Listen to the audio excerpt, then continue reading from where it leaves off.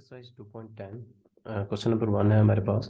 Find two positive integers whose sum is 30 and their product will be the maximum, और उनका product जो है वो मैक्सिमम होगा।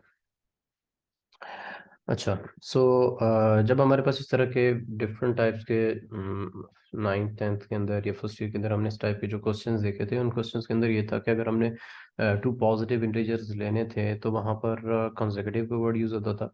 सो इन दैट केस फिर हम उनको लेते थे x एंड x+1। ओके, सो उसके अंदर फिर हमारे पास two positive integers becomes equals to this and this whatever it is. तो ये हमारे पास कंसेक्टिव आते थे। फिर इस तरह टू इवन आ जाते थे, two consecutive even numbers, two consecutive odd numbers and something like that.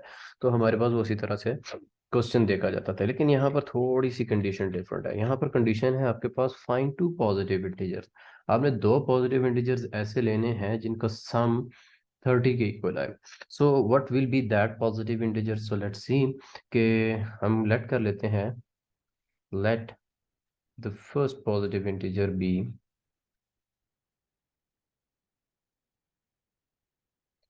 first positive integer be x। Okay, एक पॉजिटिव इंटीजर हमारे पास x है। So the second positive integer be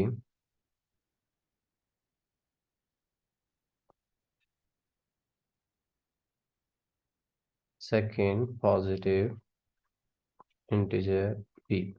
okay, let's stop here. पहले हम जरा देख लेते हैं कि हमने ये जो मैं भी सेकंड पॉजिटिव इंटीजर लिखना चाह रहा हूँ, ये क्यों लिखना चाह रहा हूँ, कैसे लिखना चाह रहा हूँ। हमारे पास अगर हम देखें तो हमारे पास अगर 30 बनाना है, ठीक है, तो हमने अगर 30 को बनाना है, so that means 30 is equals to 1+29। Okay, ये भी हमें 30 देता है। अगर इनका सम किया जाए 2+28 भी हमें 30 देता है। इसी तरह ये आगे चलते जाएं, 227 भी हमें 28 देता है, 426 भी, ये सब के सब हमें 28 के जो है वो रिजल्ट देते हैं। लेकिन अगर इनको प्रोडक्ट किया जाए तो अच्छा, ये तो हमारे सम आ रहे हैं, ठीक है, तो हम इनमें से कोई भी चूज कर सकते हैं। लेकिन कंडीशन इनको इस क्वेश्चन के अंदर ये है कि हम चूज तो कोई भी कर सकते हैं, बट इस कंडीशन को भी सेटिस्फाई करने चाहिए कि उन दोनों का जो प्रोडक्ट होगा, यानी कि जो इंटीजर्स आप चूज करेंगे, जो positive integer, two positive integer choose करेंगे, उनका प्रोडक्ट मैक्सिमम होना चाहिए। सम 30 होना चाहिए, लेकिन प्रोडक्ट मैक्सिमम होना चाहिए। वैसे तो ये ऑब्वियस सी बात है कि क्या हो सकता है, but we need to solve it through proper method. तो उसके लिए हमने देखना है, लेकिन जिस तरह अब यहाँ पर हमारे पास ये 29 1 टाइम्स 29 आ जाता है, एंड 28 2 टाइम्स 56 आ जाता है।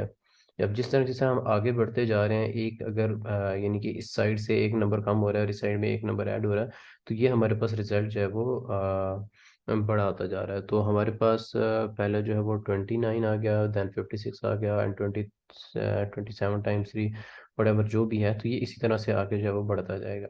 लेकिन इस तरह से बढ़ते बढ़ते एक टाइम ऐसा आएगा जो मैक्सिमम आ जाएगा, और आफ्टर दैट मैक्सिमम उसके बाद नंबर जो है नीचे जो नेक्स्ट नंबर्स होंगे वो डिक्रीज होते जाएंगे, ठीक है, वो नंबर डिक्रीज होते जाएंगे। तो हमारे पास कहीं बीच में जाके जो है वो एक नंबर ऐसा आएगा, एक कॉम्बिनेशन ऐसा आएगा जिनका जो प्रोडक्ट है वो हमारे पास मैक्सिमम नंबर आएगा।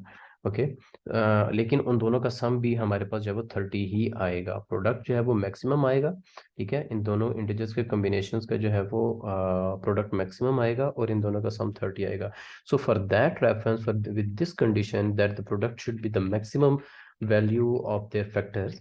बेसिकली ये 36 के ये फैक्टर्स ही हैं जो हम यहाँ पर अभी हमारे पास आएंगे, वो हमारे पास 30 की जो है वो फैक्टर्स ही बनेंगे। ओके, सो हमारे पास जो प्रोडक्ट आएगा वो क्या आएगा, एक्स, और दूसरा जो हमारे पास आएगा वो आएगा 30 - x। Okay, 30 - x। अब इसकी पहली कंडीशन किस तरह से सेटिस्फाई होती है कि इन दोनों का सम जो है वो 30 के इक्वल हो। वो इस तरह से होगी कि हमारे पास सम इज इक्वल टू, अगर हम इनको देखें तो x, अगर इन दोनों का हम सम करते हैं तो x x से कैंसिल हो जाएगा, तो सम की वैल्यू हमारे पास 30 आएगी।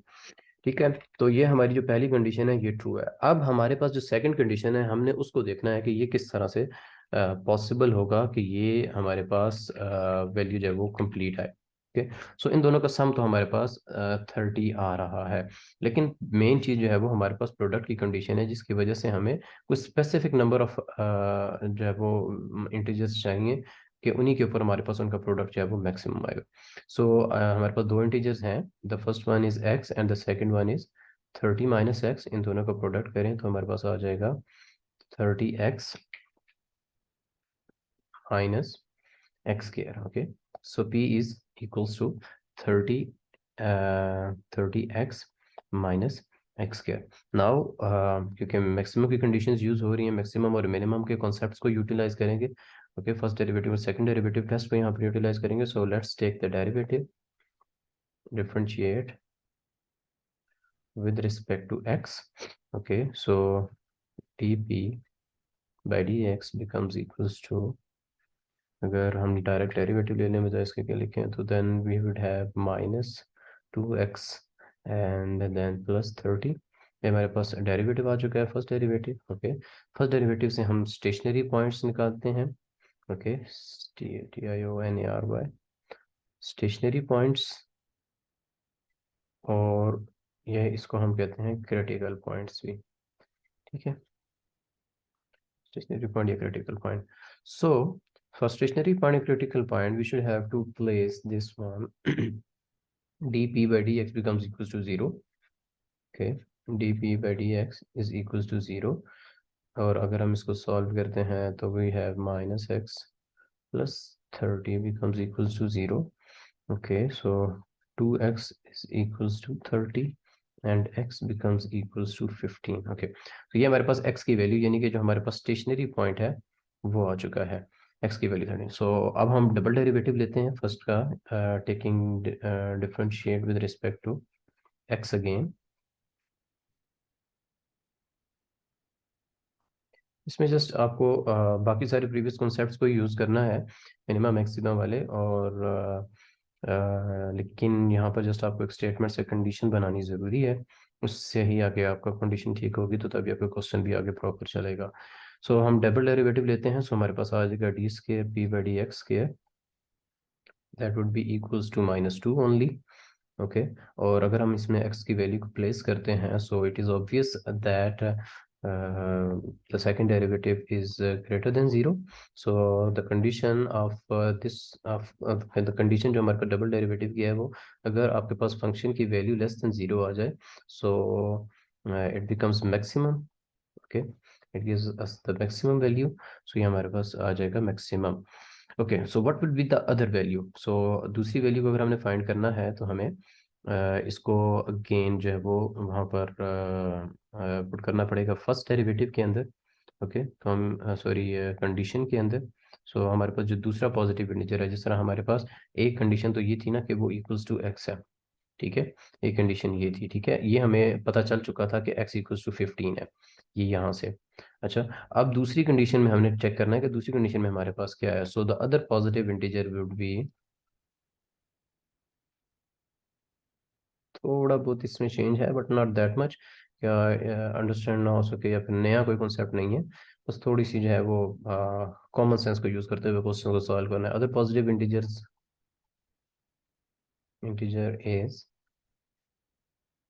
30 minus x, that becomes equals to 15 and 15. Okay, so we have the other positive integer is 15. So both the integers we have is 15.